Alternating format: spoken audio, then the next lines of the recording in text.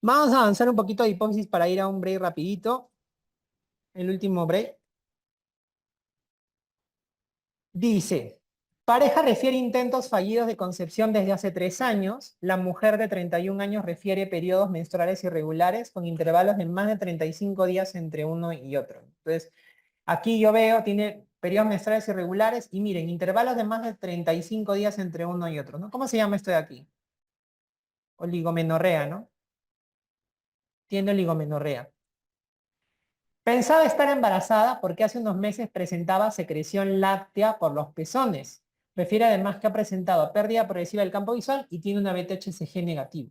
O sea, la beta-HCG negativo me dice que no está embarazada. ¿Cómo se llama a la secreción láctea por pezones en una mujer que no está gestando? Galactor. Entonces, la asociación en una mujer, porque generalmente te van a poner el caso clínico de una mujer, de oligoamenorrea más galactorrea, ese binomio es muy sugestivo de la hiperprolactinemia. O sea, el incremento en los niveles de la prolactina. Robot, mujer. Eso no significa que no te van a poner un varón, sino que en la mujer la clínica es mucho más florida, ¿no? La clínica es oligoamenorrea más galactorrea más infertilidad. Y vean cómo en este caso clínico se juntan esas tres cosas. Oligomenorrea, galactorrea e infertilidad.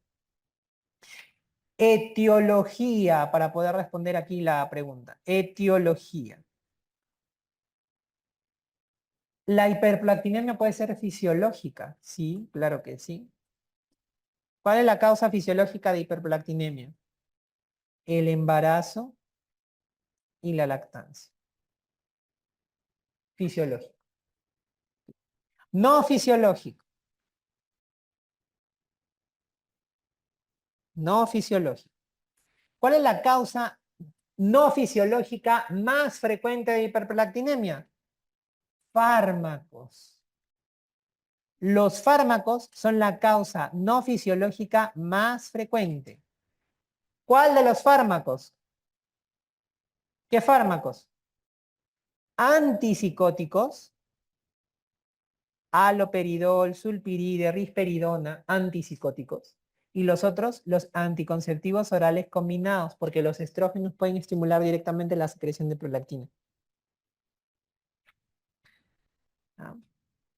Dato adicional, cuando hacen un caso clínico de hiperprolactinemia, te van a poner usualmente uno no fisiológico y te van a poner sobre todo el prolactinoma. El prolactinoma es un tumor de la hipófisis que produce prolactina. Vas a tener lo mismo de arriba que te dicen oligomenorrea, galactorrea, infertilidad, pero de forma adicional te pueden poner, aparte del robot, te pueden poner cefalea y te pueden poner, si el tumor es grande, alteraciones en el campo visual. Doctor, y si no me ponen alteraciones en el campo visual y no me ponen cefalea, ¿hay alguna forma de diferenciarlo en el caso clínico? Sí, te podrían poner el valor de la prolactina. El prolactinoma usualmente va a tener prolactinas que van a ser mayores de 100 y con más seguridad más de 200 nanogramos por decilitro.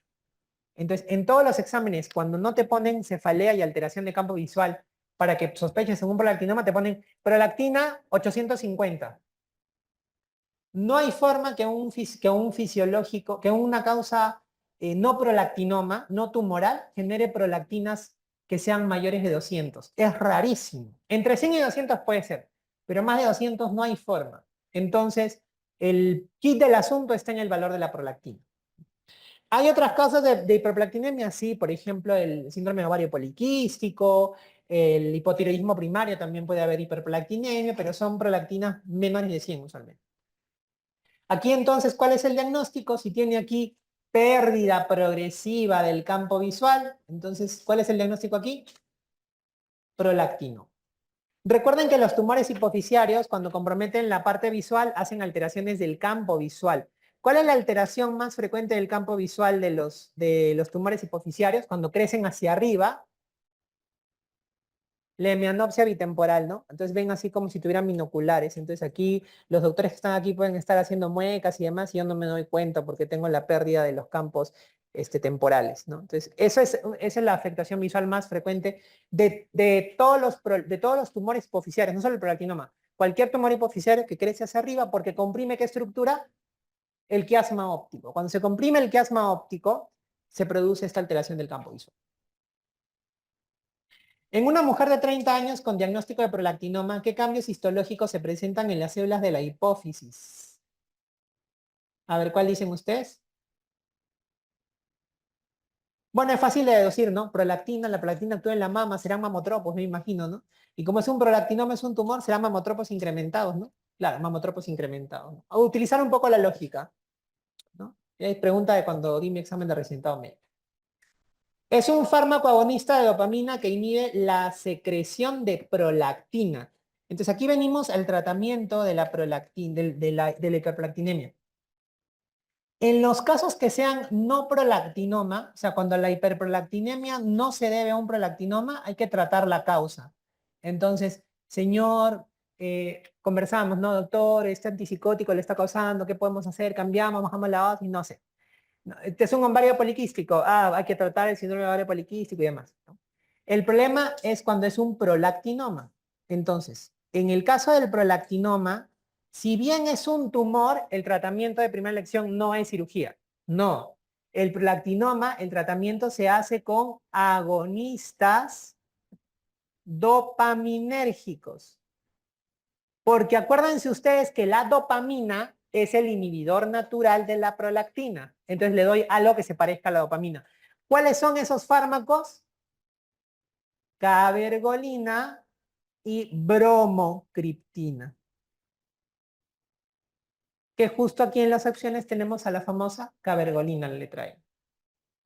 Entonces, yo doy eso, el tumor deja de producir prolactina y se achica. También puedo darle cirugía y radioterapia, sí se puede dar en algunos casos, sobre todo cuando el tumor es resistente a los agonistas dopaminérgicos o cuando el paciente tiene intolerancia a estos o cuando se produce un infarto de la hipófisis, algo súbito de un momento a otro, entonces ahí la cirugía entra más a tallar. Pero luego si no, el paciente tiene indicación de, incluso cuando hay compromiso visual, a veces el tumor disminuye el tamaño y se mejora también el compromiso del campo visual en estos pacientes. Varón de 40 años que es llevado a emergencia luego de un accidente de tránsito con un traumatismo cráneoencefálico grave. Ingresa a la cirugía y en el postoperatorio cursa con poliuria. El laboratorio de sodio en sangre es 165 y la densidad urinaria es 1005. La alteración de qué hormona explica estos hallazgos. Entonces, mira aquí donde está la clave, ¿no? Aquí tenemos poliuria. Entonces, la poliuria es muy característica de dos trastornos endocrinos, ¿no? La diabetes mellitus por un lado, pero ya ven que no nos ponen nada para pensar en diabetes mellitus, no nos hablan de las otras P's ni de la glucosa. Y lo otro es la diabetes insípida. Entonces, cuando vean poliuria y piensen en un trastorno hormonal, hay que diferenciar esas dos, la diabetes mellitus y la diabetes insípida. Entonces, este caso clínico que ustedes ven aquí es un caso clínico de un paciente robot de una diabetes insípida. La diabetes insípida se va a producir por un déficit de ¿qué hormona? Ajá, de la vasopresina o de la hormona antidiurética, de ADH. No hay ADH. Y fíjense ustedes que la diabetes insípida puede tener dos etiologías. Puede ser una diabetes insípida central, o puede ser nefrogénica. La nefrogénica es más del especialista. La central es lo que ustedes generalmente les han preguntado. Son pacientes que tienen alguna alteración a nivel del hipotálamo y de la hipófisis, se compromete la secreción de la hormona antidiurética, no hay hormona antidiurética y entonces el paciente hace toda la sintomatología de la diabetes insípida. Entonces, ¿cómo sería el robot en este caso de una diabetes insípida Y para ser más específico de una diabetes insípida central, porque eso es lo que a ustedes les va a venir en los casos clínicos. Y vean que se parece mucho a esto. Te van a poner un paciente post-TEC o post-cirugía, obviamente cirugía, neurocirugía, ¿no? O te pueden hablar también a veces de un tumor a nivel central, hipotálamo, hipófisis, ¿no? Que compromete esa zona. El paciente va a ser poliuria, más de 3 litros al día en un adulto, 10, 12 litros al día de orina. Y polidipsia. La polidipsia en este caso es compensatoria. Nos habíamos quedado entonces en el diagnóstico del paciente con diabetes insípida central en el robot y les había mencionado que en la parte laboratorial voy a encontrar osmolaridad en orina disminuida, pero por otro lado en el plasma voy a tener osmolaridad aumentada. Esto porque como se pierde, no se reabsorbe agua, entonces el plasma pierde el volumen de agua, entonces el plasma se hace más viscoso. Y dentro del mismo plasma puedo encontrar yo que el sodio plasmático, que es el componente principal de la osmolaridad plasmática, también se va a incrementar. Entonces, característicamente voy a encontrar yo ello. Y si quiero yo ayudarme de otros datos que pudieran aparecer, la glucosa y la creatinina van a ser normales, lo que descarta que la poliuria no se deba a diabetes mellitus ni tampoco a algún problema renal. Ahora, si a este paciente yo le hago un test especial, que es el test de restricción hídrica, entonces, ¿qué es lo que yo voy a encontrar con este paciente? Que si yo hago una restricción hídrica, ¿dónde? Ya. Entonces, qué es lo que va a pasar? Si yo hago una restricción hídrica en este paciente, como su problema no es que esté tomando mucha agua, sino la falta de la hormona antidiurética, entonces este paciente, al hacer yo una restricción hídrica, no va a mejorar ni la osmolaridad urinaria, ni tampoco la poliuria. A diferencia, por ejemplo, de un paciente que tiene una polidipsia psicógena o que también se conoce como polidipsia primaria, que es una patología en la cual el paciente tiene compulsión por tomar agua. Entonces, ese paciente que tiene compulsión por tomar agua también puede ser poliuria polidipsia. Pero a diferencia de la diabetes insípida, el paciente tú le haces restricción hídrica y el paciente deja de orinar y la osmolaridad urinaria aumenta porque pues su problema no es un problema de hormona antidiurética, sino que está tomando demasiada agua.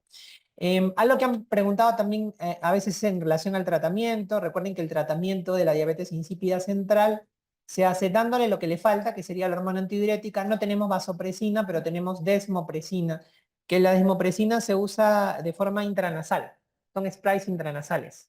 Entonces aquí la hormona que está deficiente sería la vasopresina, ¿no? La vasopresina sería la hormona deficiente, que es el otro nombre que recibe la hormona antidiurética.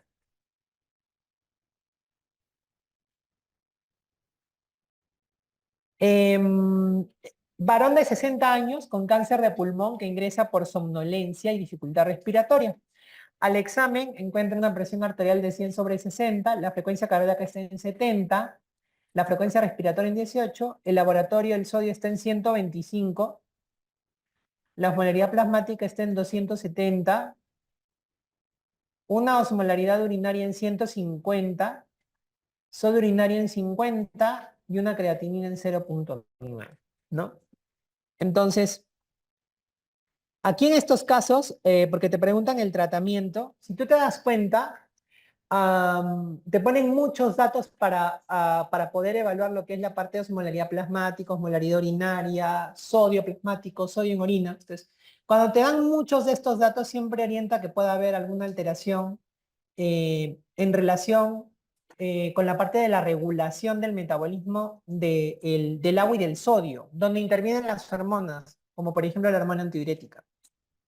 Entonces, este caso clínico es un caso clínico, un paciente robot, un caso clínico sugestivo de lo contrario a la diabetes insípida, que vendría a ser el CIHAT. que es el síndrome de secreción inadecuada de hormona antidiurética. En este caso, lo que yo voy a encontrar es que va a haber un exceso de hormona antidiurética.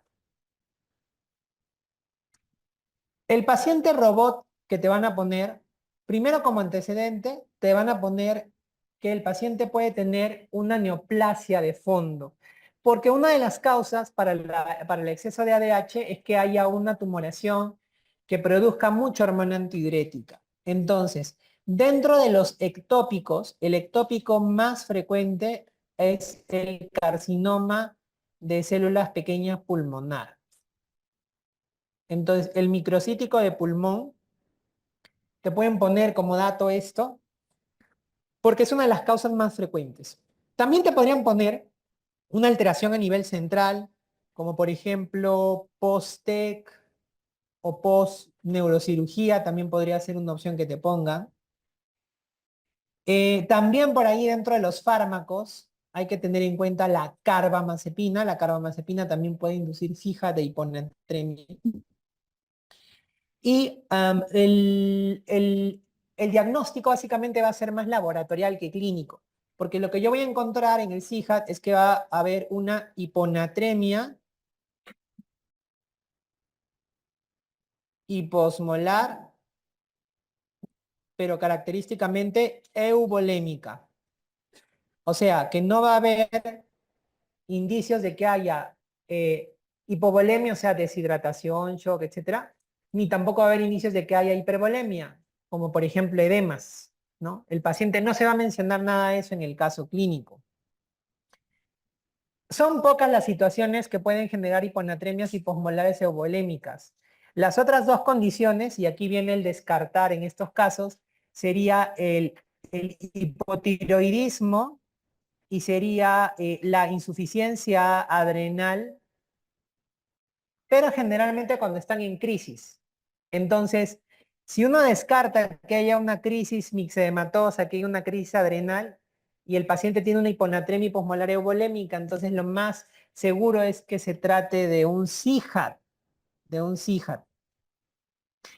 En el tratamiento del CIJAT, lo que yo voy a tener es que los pacientes, el tratamiento dirigido hacia el CIJAT va a ser primero la restricción hídrica,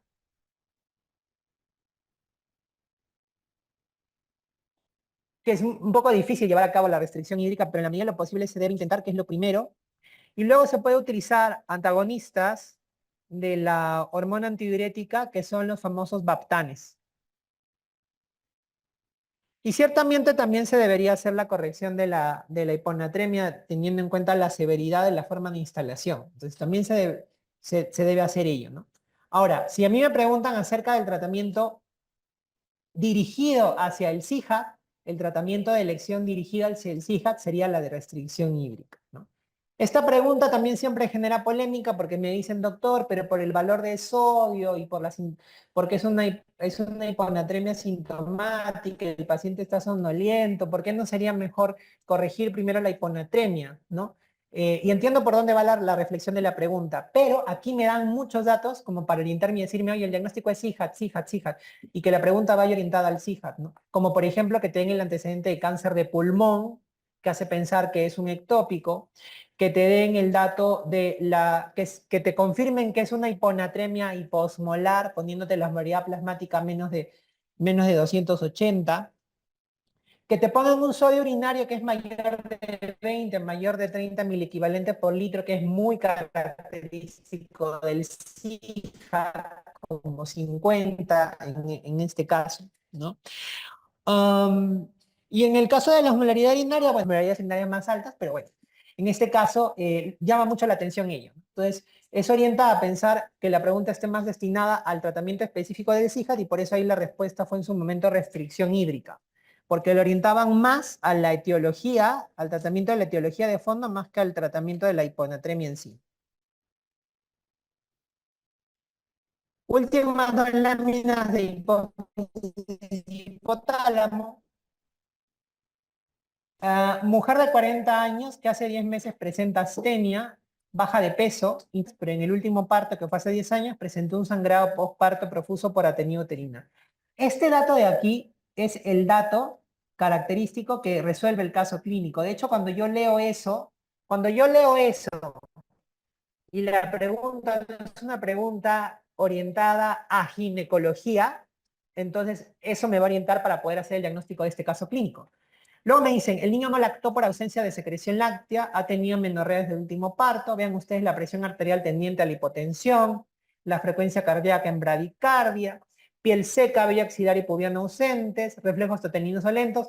¿Cuál es el síndrome probable? Entonces, este caso clínico es característico del síndrome de Sheehan.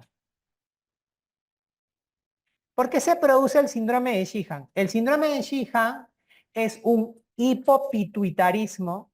¿Qué significa hipopituitarismo? Significa que se compromete la secreción de las hormonas de la hipófisis, que se produce por una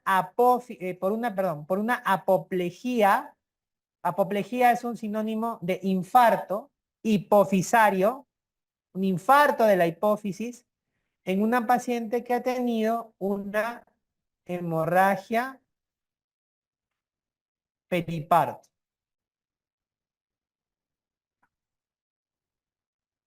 Entonces, ese antecedente del sangrado postparto profuso y demás es lo que te va a orientar para decir, ah, ya, eso es un paciente con SHIF. En la clínica, ¿qué te van a poner en el robot? En el robot te van a poner, obviamente, una mujer con el antecedente de la hemorragia en el parto, mujer con antecedente de hemorragia. Te van a poner agalactia, no produce leche por la deficiencia de prolactina, más amenorrea por la deficiencia de FSH y LH, que son las gonadotrofinas que estimulan a las gónadas, ¿no? Y vas a tener clínica de deficiencia en los otros ejes. Entonces, vean ustedes, por ejemplo, astenia, insuficiencia suprarrenal, baja de peso, insuficiencia suprarrenal, tendencia a la hipotensión, insuficiencia suprarrenal. Intolerancia al frío, hipotiroidismo. Caída de cabello, hipotiroidismo. Piel seca, hipotiroidismo. Bradicardia, hipotiroidismo. Está la galactia, el niño no lactó. Está la menorrea. Y el vello axilar y pubiano ausentes por la deficiencia también de las gonadotrofinas, FSH y LH. Entonces, ves cómo tiene clínica de varias cosas. El tratamiento es reponer las hormonas, pero nosotros no tenemos en hormonas, no tenemos ACTH, FSH, LH, eso no tenemos, ¿no? Entonces lo que hacemos es le damos las hormonas que producen las glándulas endocrinas que estimulan las hormonas hipofisiarias. Entonces tengo que reponer, hormona tiroidea, tengo que reponer glucocorticoide, el cortisol, tengo que reponer los esteroides sexuales, ¿no? Básicamente eso, como estas pacientes ya son pacientes que completaron su pubertad, no damos hormona de crecimiento, obviamente. Entonces, ¿cómo repongo? Tiene un orden. Primero repongo el glucocorticoide, o sea, primero le doy la hidrocortisona, la prednisona, luego le doy la levotiroxina y finalmente le doy los esteroides sexuales, eso quiere decir estrógeno y progesterona. No solemos dar primero levotiroxina o esteroides sexuales porque estos aceleran el metabolismo de los glucocorticoides. Entonces imagínate, si ella tiene poquito cortisol que con la justa le estaba evitando que haga crisis, si tú le das primero la levotiroxina o el esteroide sexual, aumenta el metabolismo de ese poco cortisol y la paciente te hace una crisis adrenal. Entonces, por eso se da en ese orden siempre la reposición.